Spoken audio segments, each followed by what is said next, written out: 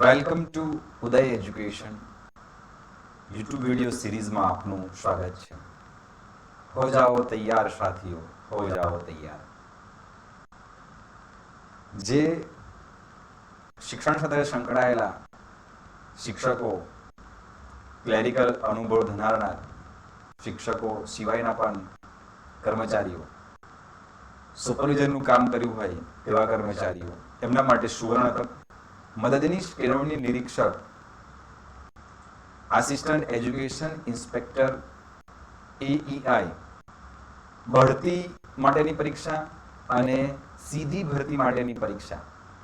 તે અંતર્ગત આજે આપણે બઢતી માટેની પરીક્ષા વિશેની વાત કરીશું.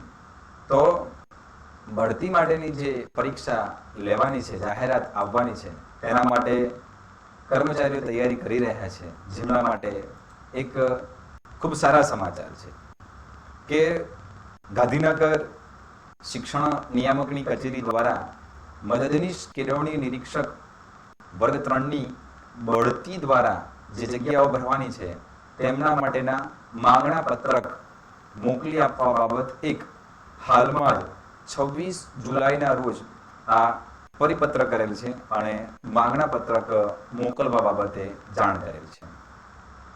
તો તેને આધારે આપણે સમજી શકીએ છીએ કે આ પરિપત્રમાં સ્પષ્ટ ઉલ્લેખ કરેલ છે કે રોસ્ટર રજિસ્ટર પ્રમાણિત કરવામાં આવેલ છે, જેનું કેમ્પનું આયોજન જાન્યુઆરી મહિનાની 9 તારીખ 9/1/2024 થી 11/1/2024 દરમિયાન થઈ ગયેલ છે અને હાલ 8 જુલાઈના રોજ પણ તે અંગેની નગર શિક્ષણ સમિતિના કેમ્પનું પણ આયોજન થઈ ગયેલું છે. તેનો સીધો અર્થ એવો થાય છે કે હવે જિલ્લા અને નગર શિક્ષણ સમિતિના રોસ્ટર રજિસ્ટર પ્રમાણિત થઈ ગયેલા છે.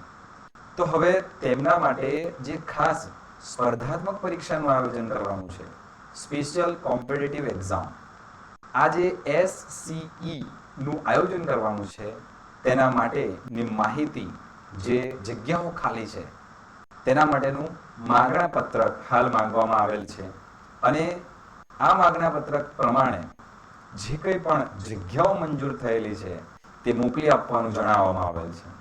એટલે એનો સીધો અર્થ એવો થાય છે કે આવનાર 15 ઓગસ્ટ 2024 પહેલા આ બઢતી દ્વારા જે મદદનીશ કેળવણી નિરીક્ષકની ભરતી કરવાની છે તેમના માટેની પરીક્ષાની જાહેરાત આવવાની શક્યતાઓ રહેલી છે.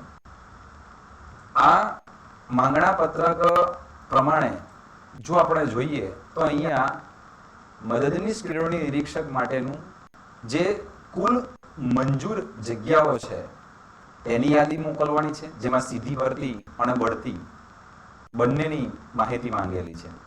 એટલે કુલ જગ્યાઓ પણ દર્શાવવાની છે અને તે પૈકીમાંથી બઢતીથી ભરાયેલ જગ્યાઓ કેટલી છે, બઢતી દ્વારા જે જગ્યાઓ ભરાઈ ગઈ છે, હાલ ત્યાં કામ કરી રહ્યા છે, તેનું પણ યાદી મોકલવાની છે અને બઢતી દ્વારા જે જગ્યાઓ ભરવાની હતી પણ ભરાઈ નથી, એ જગ્યાઓ ખાલી છે, તો તેના માટેની પણ આંકડાકીય માહિતી મોકલવાની છે.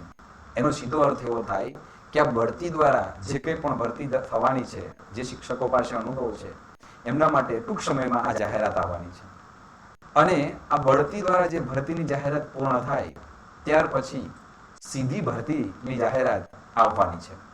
તો અત્યારથી જ આ પરીક્ષા માટેની તૈયારી કરવામાં આવે તો આમાં સફળતા મળી શકે છે. નવી ભરતી પદ્ધતિ અનુસાર શું છે જેની થોડી આપણે વાત કરી લઈએ. તો 7 ઓગસ્ટના ઠરાવ પ્રમાણે ભરતી થવાની છે. 2 ભાગમાં ભરતી પ્રક્રિયા થશે. એક બઢતી દ્વારા જે સ્પેશિયલ કોમ્પિટિટિવ એક્ઝામ, એમાં HSTAT આચાર્ય તરીકે જે મિત્રો કામ કરી રહ્યા છે, HSTAT તરીકે, એમણે અહીં મોકો મળશે અને બીજું છે સીધી ભરતી દ્વારા કે જે assistant education inspector aptitude test આપી, એટલે કે AEIAT પરીક્ષા આપી અને એમાંથી સીધી ભરતીમાં પસંદગી પામશે. અને હાલ જે જાહેરાત આવવાની છે એ બઢતી દ્વારા ભરતીની જાહેરાત આવવાની છે. શિક્ષણ વિભાગમાં ભરતી માટેના કેટલાક ક્રાઇટેરિયા રાખેલા છે. એ પ્રમાણે જોઈએ તો પ્રાથમિક શિક્ષક બનવું હોય તો TET 1 TET 2 પાસ કરવી પડે છે અને મુખ્ય શિક્ષક બનવું હોય તો તેમને HSTAT પરીક્ષા પાસ કરવી પડે છે. છેલ્લા ઘણા સમયથી આ પરીક્ષાનું આયોજન થયેલું નથી. બાકી એમાં 75% શિક્ષકો બઢતી દ્વારા પરીક્ષા આપીને એસટ આચાર્ય બને છે, મુખ્ય શિક્ષક, જ્યારે સીધી ભરતીમાં 25% શિક્ષકોની પસંદગી થાય છે મુખ્ય શિક્ષક તરીકે. એવી જ રીતે જો મદદનીશ કેળવણી નિરીક્ષક બનવું હોય AEI, તો એમાં પણ 25% જગ્યાઓ એ બઢતી દ્વારા છે, જ્યારે સીધી ભરતીમાં વધારે ઉમેદવારોને પસંદગી મળવાની છે 75%. એ પ્રમાણે TPO તાલુકા પ્રાથમિક શિક્ષણાધિકારીની જગ્યાઓમાં 66:33 નો રેશિયો છે. DPO DO GS ક્લાસ 1 એમાં પણ 66:33 નો રેશિયો રાખેલો છે. આ એક રેશિયો આપણી આ પ્રાથમિક શિક્ષણમાં બઢતી માટેનો શું છે તેની માહિતી માટે. ત્યારબાદ પરીક્ષા કોણ લેશે? તો આ રાજ્ય પરીક્ષા બોર્ડ, સ્ટેટ એક્ઝામિનેશન બોર્ડ આ પરીક્ષાનું આયોજન કરશે. લાયકાત શું હોય? PTC BEd એટલે કે તાલીમી લાયકાત.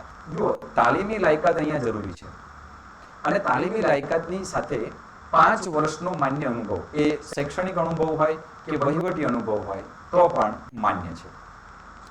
ત્યારબાદ આ પરીક્ષા માટે જે ઉમેદવારો છે તેમને વય મર્યાદા, ખાનગી શાળાના જો શિક્ષકો હોય કે કર્મચારી હોય તો 42 વર્ષ, મંડળની શાળાના કર્મચારી હોય તો પણ 42 વર્ષ, જ્યારે સરકારી શાળાના જો શિક્ષકો હોય તેમને કોઈ જ વય મર્યાદા લાગુ પડતી નથી. મદદનીશ કેળવણી નિરીક્ષકની કામગીરી શું રહેશે? શાળામાં શિક્ષણ નિરીક્ષણ, શાળા મુલાકાત, શિક્ષણ ગુણવત્તા સુધારવાના કાર્યક્રમો કરવા, શિક્ષકોને જરૂરી માર્ગદર્શન અને સાથે સહકાર આપવો, આ બધી કામગીરી એમની મદદનીશ કેળવણી નિરીક્ષકની રહેશે. આપણી આ યુટ્યુબ ચેનલ પર આપણે શું આપવાના છીએ? તો મદદનીશ કેળવણી નિરીક્ષક માટેની પરીક્ષાની જે તમામ જે અપડેટ છે એ સમયાંતરે આપતા રહીશું. સ્ટડી મટીરિયલ પણ કેટલુંક આપણે આ ચેનલ પર આપણે યુટ્યુબ સ્વરૂપે, વિડીયો સ્વરૂપે તમારા માટે, કે જેથી કરીને કર્મચારીઓ ખૂબ સારી તૈયારી કરી અને શિક્ષકમાંથી અથવા ક્લેરિકલ જોબમાંથી એક આ સુપર ક્લાસ 3 ની જગ્યા અને ભવિષ્યમાં ક્લાસ 2 બનવાની શક્યતા એવી જગ્યા પર જઈ શકે, તેમાં મદદરૂપ થઈ શકાય એવો આપણો એક પ્રયત્ન રહેશે. પ્રેક્ટિસ માટેના પ્રશ્નો આપણે વિડીયોમાં પ્રોવાઈડ કરીશું. પરીક્ષાની તૈયારી માટેનું માર્ગદર્શન, શું સ્ટ્રેટેજી હોઈ શકે, કઈ રીતે તેની તૈયારીઓ થઈ શકે, તમામ માહિતી આપણી આ યુટ્યુબ ચેનલ પર આપણે આપવાના છીએ. તો હજી પણ આ ચેનલને સબસ્ક્રાઇબ કરવાની બાકી હોય તો એને સબસ્ક્રાઇબ કરી લો, લાઈક કરો અને શેર કરો. જય હિન્દ, જય ભારત.